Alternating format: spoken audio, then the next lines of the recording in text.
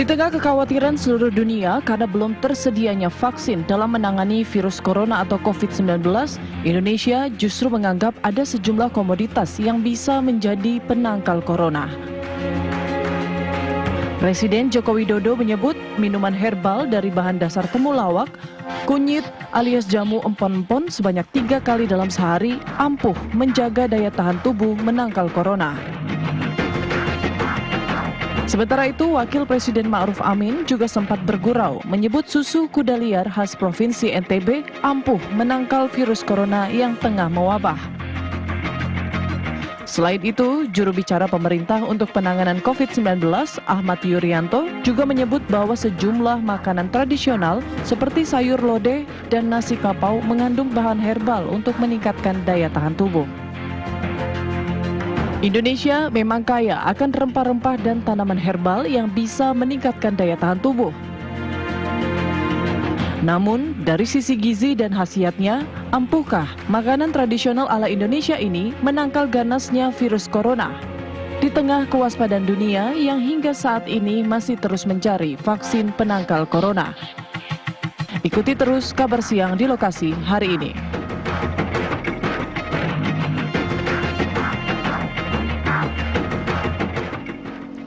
Ya pemirsa, kabar siang di lokasi dengan semakin bertambahnya ini pasien virus corona yang positif terjangkit virus ini.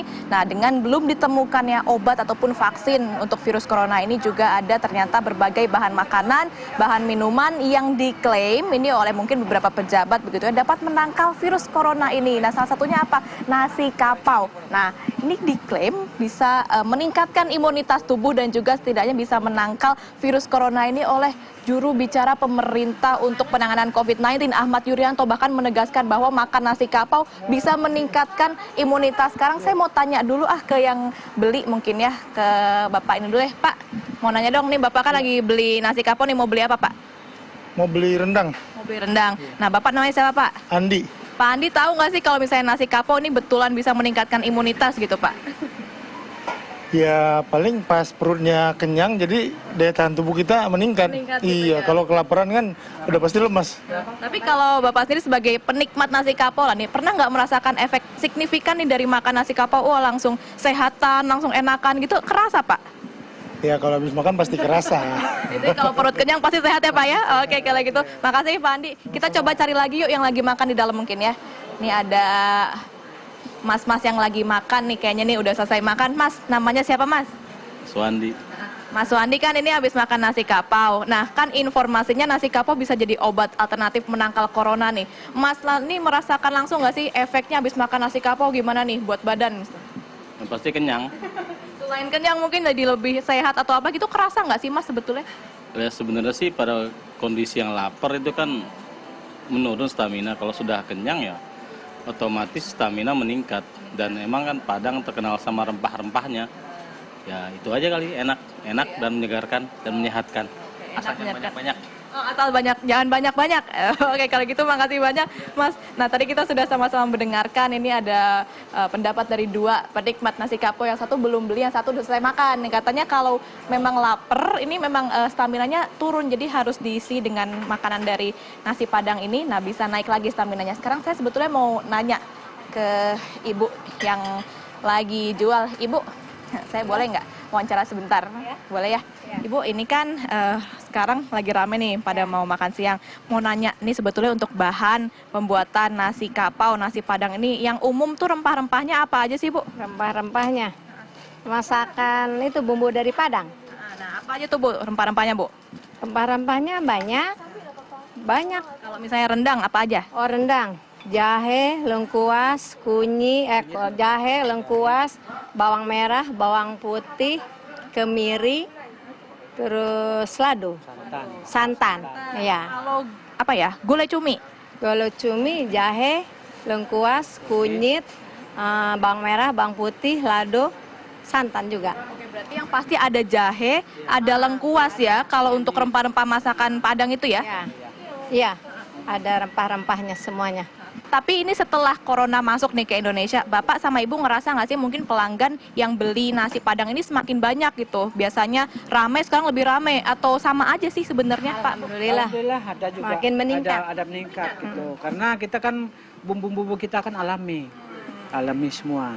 Artinya makin meningkat ya, tapi harganya nggak makin meningkat kan? Enggak, harga enggak meningkat, biasa aja. Saya minta tolong dibungkusin deh nanti soalnya di segmen selanjutnya kita akan coba telaah lagi nih gizinya seperti apa kalau dari nasi kapau ini di segmen selanjutnya. Sekarang saya mau bungkus dulu. Ibu, saya mau bungkus nasi pakai apa ya? Rendang kali ya? Rendang habis. Oh, rendang habis apa nih? Cincang. Boleh deh, itu cincang pakai rempah-rempah juga kan? Iya. Boleh. Kalau gitu pakai cincang. Ya, nasinya dikit aja jangan banyak-banyak, Bu. Saya lagi diet. Nah, pemirsa nanti kita coba cari. Oh iya, pakai daun, siap. Nanti ini kita lagi tunggu dulu dibungkus, sembari nunggu dibungkus. Nanti juga selain nasi kapau ini, saya juga ada beberapa bahan alternatif lain untuk pengobatan untuk menangkal virus corona nih yang diklaim bisa menangkal virus COVID-19 ini. Nanti ada juga jamu empon-empon, saya akan coba cari nanti, dan ada juga susu kuda liar, saya udah pesen. Nanti kita akan coba telaah, kita coba cari. Nah, tapi di segmen selanjutnya nanti ada narasumber saya akan menjelaskan untuk Anda seperti apa gizi di balik obat-obatan ataupun makanan dan minuman alternatif ini. Tetap ikuti saya.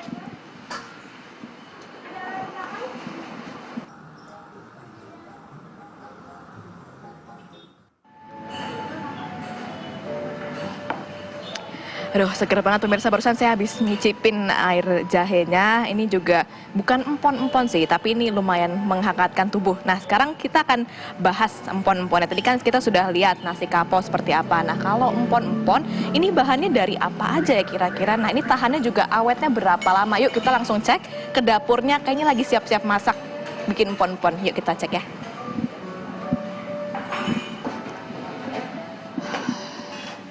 Permisi Ibu, dapurnya itu ya belakang? Oh, dari belakang. Oke, sekarang saya mau lihat ke dapurnya ya. Pemirsa, kita ngecek kalau empon-empon tuh dibuatnya dari rempah-rempah apa aja sih? Khasiatnya juga apa aja sih? Ya, halo Pak. Permisi Mbak. Ini lagi mau bikin empon-empon ya. Boleh lihat dong gimana? Ini bahannya apa aja? Gimana Mbak? Apa aja Mbak? Ada kunyit. Nah, kunyit. Ya, ini kunyit. Temulawak, jahe merah, serai, gula merah, sama pandan. Sama pandan. Ini semua diulek atau gimana sekarang? Iya, diulek. Diulek, oke boleh Mbak. Langsung aja Mbak. Nah, sekarang kita sambil nunggu ya, ngelihat prosesnya seperti apa. Boleh Mbak sambil diulek Mbak. Nah, tadi bahan-bahannya udah dilihat ya pemirsa, ada kunyit, ada jahe, gula merah, serai lengkap. Nah, ini nanti jadinya seperti apa kita tunggu dulu. Ini kita bikin dulu. Mbak. Nah, ini semua empon-empon semua Mbak? Ya. Oh, jahe semuanya. Ada serainya. Ada itu apa? Pandannya. Udah. Ya, Sini. Berapa lama nih Mbak ngerebusnya nih? ya paling 30 menit. 30 menit. Oke, kita lihat sama-sama. Boleh Mbak dimasukin Mbak bahan-bahannya Mbak. Nah, 30 menit ya sampai mendidih. Artinya nggak usah direbus seharian ya Mbak ya. Nggak usah ya, bisa 30 menit ya. Nah, Api besar kan 30 menit juga udah mendidih. ini berarti tunggu 30 menit. Nah, sekarang saya akan menunjukkan kepada Anda pemirsa ada yang udah jadi. Boleh Mbak tunjukin mana Mbak yang udah jadi Mbak? Nah, di sini. Oh, ini. Nah, ini yang udah jadi nih ya. Oh, jadinya ini ya warnanya agak bening dibandingkan yang itu Mbak. Ini disaring berapa kali Mbak? Sekali. Sekali. Mm-mm. Disaring sekali. Tapi harus dipanasin terus-terusan nggak sih Mbak? Kalau ini udah disaring, terus mau diminum harus dipanasin atau dikulkasin juga nggak apa-apa sebetulnya? Nggak apa-apa. Tahan 1 minggu di kulkas. Di kulkas 1 minggu. Kalau mau nyeduh tinggal dipanasin aja. Kalau mau minum. Biasa berarti ya. Ya. Empon-empon, oh ini yang lagi mau dimasukin ke wadahnya. Oke lah kalau gitu, berarti sampai sekarang yang paling laris apa Mbak? Tetap ini ya? Ramuan ini ya. Oke, makasih banyak Mbak Sari, kita udah ditunjukin tadi seperti apa cara membuatnya, bahan-bahannya seperti apa. Sekarang kita juga akan mendengarkan dari pelanggan nih, pembeli jamu di sini. Mereka biasanya beli jamu apa sih? Khususnya sekarang lagi musim corona ya, virus corona sudah masuk ke Indonesia, sudah ada pasien positifnya. Mereka rata-rata beli jamu apa? Jangan-jangan beli empon-empon juga. Yuk kita tanya-tanya ya. Ya, sekarang kita coba tanya. Mas, namanya Mas siapa Mas? Mas Binho, Ini langganan minum jamu di sini ya? langganan Bu. Biasanya beli jamu apa sih kalau di sini? Saya biasanya tuh angin sama ketahanan tubuh. Karena Empon-empon gimana? Kalau yang itu yang biasa saya minum angin, layanan tubuh sama kebugaran tubuh. Semenjak virus corona masuk, jadi semakin sering beli jamu atau emang udah rutin dari dulu, Mas? Biasa tetap sekali seminggu, jadi nggak pengaruh dengan corona, karena langganan. Ya, pemirsa, tadi kita sudah sama-sama melihat seperti apa nih proses pembuatan empon-emponnya. Nah, sekarang saya mau nanya langsung, ini yang punya toko jamunya, ada Bapak siapa namanya, Pak? Romuli. Oke, Pak Romuli, Pak. Ini kan sekarang, ini saya lihat sih tadi rame ya. Ini sekarang udah pada pulang, mungkin nanti rame lagi. Nah, semenjak ada virus corona masuk ke sini, yang paling laris jamu apa sih, Pak? Yang terutama untuk kesehatan. Pria atau wanita, itu yang paling banyak orang minum. Untuk naikkan imun sistem, dia udah tahu dia. Ada request khusus nggak mungkin dari pelanggan-pelanggan ini, Pak, saya mau minta bikinin jamu ini dong, saya takut kena corona nih, itu ada? Ya, banyak, ya. Biasanya dibikinin apa tuh kalau kayak gitu? Saya tanya, ada keluhan? Oh, nggak ada keluhan ya. Itu jamu sehat aja. Kalau ada keluhan, itu agak banyak keluar kota, banyak kena angin ya.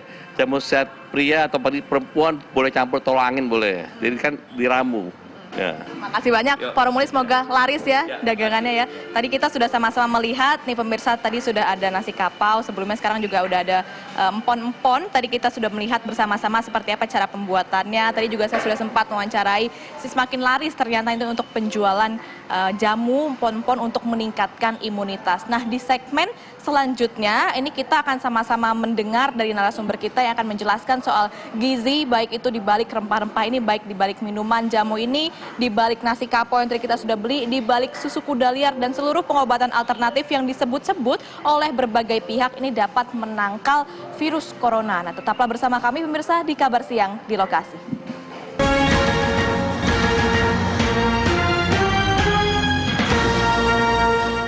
Pemirsa, Kabar Siang di Lokasi. Nah, sekarang saya udah bawa nih, ini ada empon-empon sama ada nasi kapau dan sekarang ada susu kuda liar juga. Nah, sekarang saya mau coba ngecek karena tadi kan kita sudah sama-sama mendengar bahan-bahannya apa saja, membuat nasi kapau, kemudian membuat empon-empon menggunakan rempah-rempah apa, khasiatnya seperti apa. Nah, sekarang kita langsung tanya ke dokternya nih yang paham di sini di Brawijaya Hospital Antasari nih ya. Saya sudah ada tadi dokter spesialis gizi, ini ada dokter Sindiawati. Sekarang kita coba tanya ke dokternya, bener atau enggak sih bahan-bahan makanan dan minuman seperti ini bisa meningkatkan imunitas dan mencegah virus corona? Yuk kita tanya ya. Halo dokter, selamat siang. Saya naruh ini ya. Oh nggak bisa salaman, saya lupa. Berarti udah nggak boleh salaman ya dok ya? Baik, memang kita jangan salaman, jangan bersentuhan. Jadi kita namaste saja. Oke, namaste aja. Namaste kalau gitu dokter. Saya ikut duduk ya. Nah, dok nih, saya tuh udah bawa nih ya dok, ada susu kuda liar, kemudian ada juga saya bawa nasi kapau nih, saya taruh di piring nih, ada nasi kapau, mungkin boleh dibukain mungkin, udah buka sendiri deh. Nah, udah buka sendiri, sebentar ya pemirsa ya, saya sambil buka kalau beneran ini nasi kapau atau bukan. Nah nih, tuh dok, saya udah ada nasi kapau dok, nasi padang nih ya, ada lauknya juga, nah ada empon-empon juga dok, saya udah bawa, udah belanja lah ini tadi. Nah informasinya dok, 3 makanan dan minuman ini diklaim bisa meningkatkan imunitas, bisa mencegah virus corona masuk ke badan. Lah itu benar, betul maksud saya. Mungkin sebelum saya menjawab betul atau enggak, ada satu hal yang kita mesti memperhatikan. Kebutuhan makanan kita harus bergizi lengkap dan seimbang. Nah, sumbernya apa? Karbohidrat, mau dari nasi, mau dari kentang, mau dari roti atau havermut, itu boleh dikonsumsi. Jadi kalau nasi kapau boleh, cuman porsinya ya hati-hati ya, jangan gara-gara kita mesti kerja dari rumah terus makannya jadi berlebihan, nanti bonus gemuk, karena kalau gemuk kan daya tahan tubuh kita juga jadi menurun. Nah, selain ada karbohidrat, kita juga perlu protein. Ada protein hewani, ada protein nabati, tapi porsinya juga tidak berlebihan, sesuai dengan kebutuhan kita. Jadi mungkin sekitar 1 gram per kilogram berat badan, mau sampai 1,2 masih boleh, ada 0,8 tergantung kondisi kesehatan kita. Nah kalau nasi kapau ini ayam, ada daging cincang, boleh, masih boleh. Cuman yang serem di situ adalah porsinya gede. Terus mungkin santannya berlebihan. Jadi nggak ada salahnya kita juga membatasi asupan lemak jenuh, asupan lemak yang kurang bagus. Lebih baik untuk menaikkan daya tahan tubuh, kita meningkatkan asupan lemak yang bagus. Aduh, maaf ini. Artinya jangan berlebihan ya, meskipun ini bisa jadi sumber protein, tapi kalau kebanyakan sama aja, jadi penyakit lagi. Mungkin kebutuhan protein kita saat ini ya harus cukup atau sedikit lebih, tergantung kondisi kesehatan kita. Jadi selain ini ada tahu tempe, ini sumbernya nabati. Kacang-kacangan itu juga sumber protein nabati. Jangan lupa sayur. Sayur ya. Dan buah. Nggak ada salahnya kita mengkonsumsi bermacam-macam sayur dan buah-buahan karena semuanya ini mengandung antioksidan. Kayak tomat, ini juga bagus. Jeruk atau jambu klutuk itu sumber vitamin C. Itu untuk naikin daya tahan tubuh kita. Mau alpukat juga boleh nih, ada omega 9-nya di sini. Pisang, sumber kalium. Jadi ada beberapa juga menyarankan jangan lupa kaliumnya masih cukup, jadi makan pisang. Nah, urusan si bumbu-bumbu masak boleh saja dikonsumsi, tapi tidak butuh berlebihan. Istirahat itu penting kita lakukan dan tentu saja cuci tangan. Nah itu jangan lupa cuci tangan dan jangan kontak langsung ya sama orang-orang, diusahakan jangan langsung kontak. Nah sekarang yang mau saya tanyakin dok, kalau ini kan menggunakan rempah-rempah, sebetulnya nasi Padang juga pakai rempah-rempah. Nah ini khasiatnya sebetulnya kalau tidak berlebihan ya, porsi nasi Padang ini bagus juga nggak sih sebetulnya untuk meningkatkan imunitas? Maksudnya itu betul bisa meningkatkan atau karena sudah dicampur jadi macam-macam, ada santannya, ada bumbu-bumbu lain, jadi justru rusak sebetulnya kandungan peningkatan imunitas itu dok dari Jadi sini? kalau misalnya dari segi bumbu masak kita, mau bawang putih, bawang merah, kunyit, jahe, itu kan dia mempunyai antioksidan. Mau dimasak Antioksidan itu juga akan membantu untuk menaikkan daya tahan tubuh kita di situ ya, karena dia menangkal radikal bebas. Nah, dengan kita memasak, karena kurkumin itu akan lebih berfungsi kalau ada yang namanya pepperin, jadi ada merica. Jadi kalau di dalam bumbu masak kita ya dia akan lebih berkhasiat. Tapi kalau misalnya ditambahin santan itu kan ada, kalau berlebihan akan jadi lemak jenuh atau makanannya lebih banyak digoreng. Nah lemak jenuhnya itu yang kita mau batasi. Ya, tapi kita lebih memilih lemak tidak jenuh. Misalnya kita makan ikan, kita steam, itu akan lebih bagus dibandingkan terlalu banyak yang digoreng, terlalu bersantan. Jadi nggak ada salahnya kita lebih memilih ke arah makanan yang lebih sehat.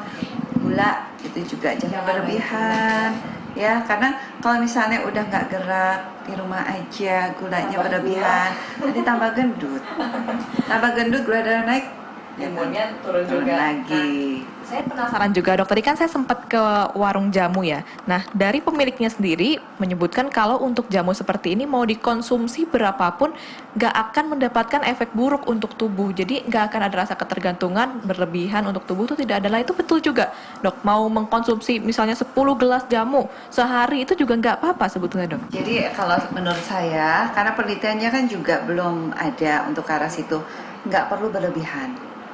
Jadi cuma mengkonsumsi misalnya 1 atau 2 gelas saja, sisanya kita makan. Berarti wajarnya 1 sampai 2 gelas biasa ya dok ya kalau untuk ada penelitian yang kalau ini akan menangkal corona. Jadi kita butuh penelitian lebih lanjut untuk mengetahui hal tersebut. Sedangkan corona aja baru kan, sehingga kita bisa melawan lebih kuat di situ.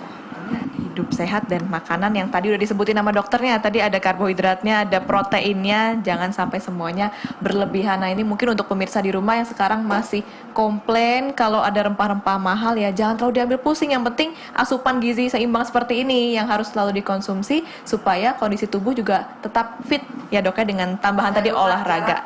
Iya, menjaga jarak antar orang ke orang juga harus dibatasi dan betul, kalau ada sakit pakai masker.